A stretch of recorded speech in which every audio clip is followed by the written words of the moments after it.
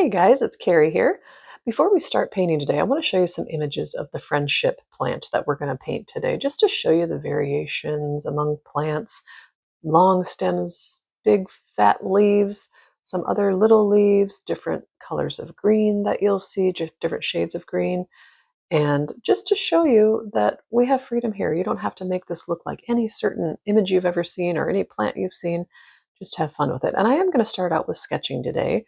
If you don't want to sketch, if you're just like, hey, take me to the paints, you can go ahead and fast forward to the 4:39 mark here. That's when I'll start the painting process. But I'm starting off with a sketch, and I wanted to do it step by step in case you're not comfortable with sketching.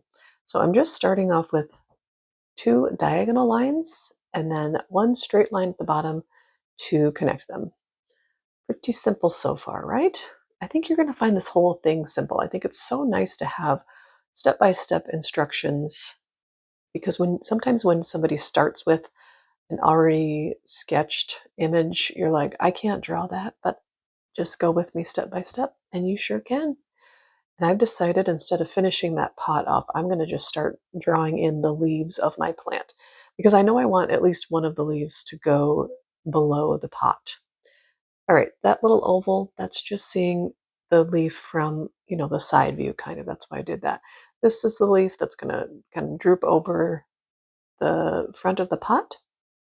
And I just thought it would make more sense to do it that way rather than drawing the pot and then drawing the leaf and having to erase more lines. So just kind of drawing in the circles until I like how it looks, kind of just trying to keep it a little bit balanced. Going to add a little guy here in the middle of all of them, sort of. And let's see, there's 6 of them, so I'm going to just do one more because I like odd numbers. One little guy over here to the right, and we're going to call that good. So I had never heard of the friendship plant. I had a woman at church that I met this summer. She's just like the nicest, friendliest person you want to know. And she asked me last Sunday if I would take a request to paint a friendship plant. And so here we are. I'm doing it. I was a little nervous because I didn't even know what it was to start with. But anyway, hello, Serena, if you're watching. I hope you like this and I hope you try it. All right, now I'm going to come in and draw the rim, the top rim of the pot. And I'm making it a little bit wider than the pot that I drew in initially. And I'm just kind of trying to determine how much of it's going to show on the other side of this leaf over here. So I just sketch in just a little corner peeking out there. I will show you later on, I did add a little bit more of the pot showing on the other side of that leaf. So I'll show you that at the end of the video. And now we're going to come in and draw the little saucer or tray that is going to go underneath the pot. And I'm just doing a line right over top of the bottom of the pot. And I'm drawing a very skinny rectangle for the rim of the tray. And then I'm going to do kind of a little rounded bottom of the tray. You can see what I'm doing there. I don't always explain it well, but hopefully by listening and watching, you're seeing what I'm doing there. And so there you have it. There's the pot, a very rough sketch of the pot. And now I'm going to go ahead and start drawing in the stems. And this is pretty self-explanatory here, so I'll speed it up here in a little bit so that you can move on with the rest of the painting. And if you're, or the drawing, I guess, at this point, and if you're drawing and painting with me, just go ahead and pause it until you get yours all finished and ready for the next step. And I'm going to just draw in just the little circles, that little white spot that you see on all the leaves. I'm drawing those in. That is optional because really you can just paint the whole leaves in, all of the leaves in, and come back with a white gel pen or white gouache or whatever you have and just add that white spot later. And just playing with these until you like how they look. It's really a pretty simple sketch. I know sketching can be kind of intimidating, but all right, now I'm just filling in the pot and the tray with water. And you can see it's just going to be a nice, even kind of wash of water rather than you don't want any water running around or anything like that. Just a nice wet surface to receive our paint that we're going to put in here. And I am starting with brown. And it's actually a burnt umber. And I'm just going to paint that into the pot. I'm going to dab it in here and there because I'm purposefully going to leave some white spaces because I'm going for the terracotta pot look. And those are just kind of splotchy and patchy, and I love them. They remind me of my grandma, and I miss her so much, but I just love it. I know I love plants because of her, and she had so many plants. So I'm just coming in with that brown, going to put a little up in that corner. And yeah, you can already see that I already like it even just like this. It's not terracotta-ish at this point, but I like the splotchy look. But just going to crisp up that edge. Yeah, my grandma always used to take me with her to the plant shop, which at that time in Iowa City, Iowa, was Earl May. And I love Earl May stores now because of that. Do they charge a little bit more than Walmart? Yes, they do. But it's worth it for me, the memories that I have there. All right, I'm coming in now with some burnt sienna and just kind of dabbing it in here in different spots. And you can let it dry. You can let that brown completely dry and then add the burnt sienna, but you can also do it when it's wet and then they'll just blend together some more as well. But burnt sienna is I find it's just perfect for terracotta. It's just already got that kind of look all on its own. But I think mixed with the brown and leaving in some lighter spots too, I think it's just a really nice effect. Yeah, I like how this is looking. You will see though, I'm going to do a couple layers here. Just going to speed this up while we finish up that burnt sienna. And this is now all dry.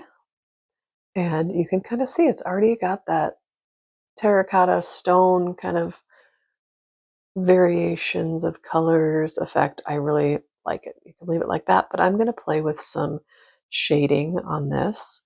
And so I'm going to come back in with the brown, and I'm imagining my light source coming from the left side somewhere. So the right side of my pot is going to be darker. That's where the shading is going to be. And so I'm just kind of coming along a little carefully on the edge there so it's nice and crisp. But um, and you can just play with this as much shading as you want. You can play with the shape of the shadow shading and just until you like what it looks like.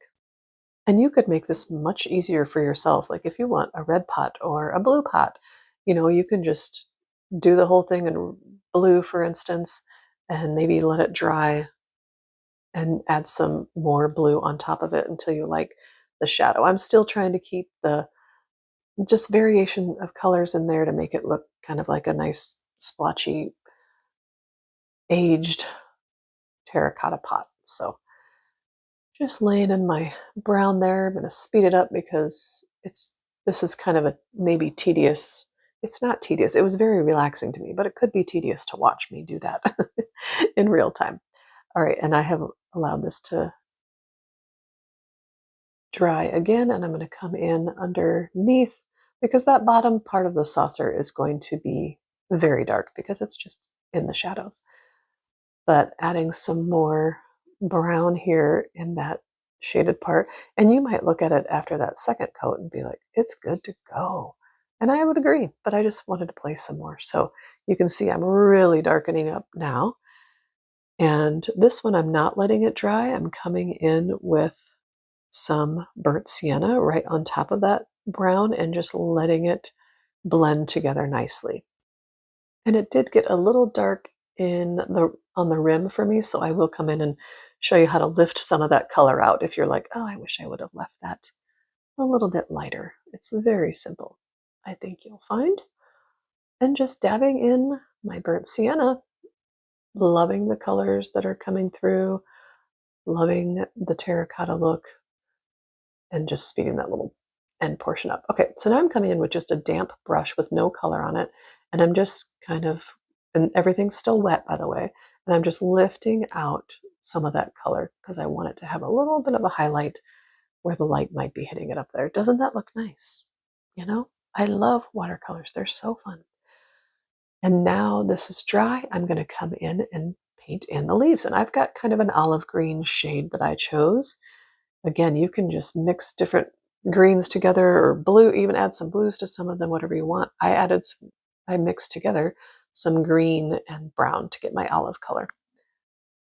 And kind of going around that little circle that I drew in for the white spot. I'm sure there's a name for that white spot, but I'm going to call it a white spot. And you don't have to be too careful because, again, you can come in with your white gel pen or white gouache or whatever you might like to use. And it stopped recording without me knowing it. So you're not seeing the final leaves that I painted in, nor are you seeing those first four on the left there.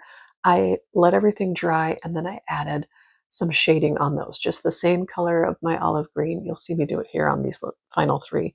But everything's dry and I'm just coming in and just adding a little bit of shading, just color variation. It adds some nice dimension to the leaves. I don't know why. I'm just a rookie with this video stuff, you know? I don't know why it stopped videoing. I just don't recording, whatever the word is. But it did. And so thankfully I had looked up at my phone and just noticed and started recording again. There seemed to be no rhyme or reason, but that's okay. Here we are, just kind of playing with it until you like the way it looks. Those two in the kind of the middle, I just imagine those being a little bit more in the shadows since the other leaves are kind of over them, but that's probably not super accurate, and that's okay. I am just playing, and I want you to do the same. And I just like how this is coming together. What a sweet plant. I just think it's so whimsical. I love just kind of the wobbly stems, and they're just so fun. You can just make it whatever you want it to be. So I'm coming in with the same olive green and just drawing and painting in my stems. And I am going to do 2 coats on the stems. So I'll go ahead and speed through this so we can get to the next spot. Yeah, looking good, eh?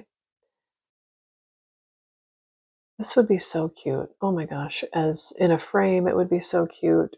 If you bought somebody this plant and then gave them a painting with it, how fun would that be? I decided to add a little shadow at the bottom here, and I didn't know that my paper wasn't up in the frame, and so I'm gonna just speed through this since you can't see what I'm doing anyway, but just playing with whatever shape you want your shadow to be. And I used a Payne's gray for this. You can do a light purple or light blue or mix some purple and blue together, whatever you'd like. And then I let that dry and I came in and added one more coat of that same Payne's gray. And I played with the shape a little bit as well. And there she is. Oh, of course, we're going to outline it. I just thought this painting lended itself to wanting to be outlined. And look, it looks great without the outlining. This is just completely a personal preference. And if you've watched any of my videos, you know it is my personal preference. But look at that. I love how that leaf stands out now against the pot with the black outline. And I'm speeding through this because you can see what I'm doing. Doing the same on the stems, and then we'll go ahead and outline the pot as well. And like I said, I am going to, that little right corner that's peeking out behind that leaf, I will be changing that here in a little bit. Off camera, unfortunately, but I'll show you the result of it. And now coming in with a white gel pen just to make those white spots stick out a little bit more, stand out a little bit more. Because you know I love me some white gel pen. Yeah, love it. And then I'm going to just come in and do very subtle like veining in the leaves. And I started out with my number 3 micron and decided to go to a finer tip. I think I did it, yeah, an 005, yeah, 005. And just drawing in those lines. You can see it's basically a straight line, 2 little curved lines. On a couple of them I went below the white thing too, but very subtle. Again, it's one of those things you're going to see more in person. You can see it on the screen, I know that, but in person it really does make a nice difference. Yeah, but go ahead and sign your artwork. and enjoy enjoy it or give it to somebody else to enjoy. All right, here's where I'm showing you that I did come in and added a little bit to that pot. You can see it's maybe a little not balanced right now, but I actually like it. I like just a little bit more of the pot showing on that side, and you can choose to do however you want. You don't even have to have any of the leaves coming over the top, but I love the stony terracotta-y effect that we see on the pot. But there's the veining of the that I added with the pen later, and yeah, I just love it and hope you do too. All right, see you in the next video.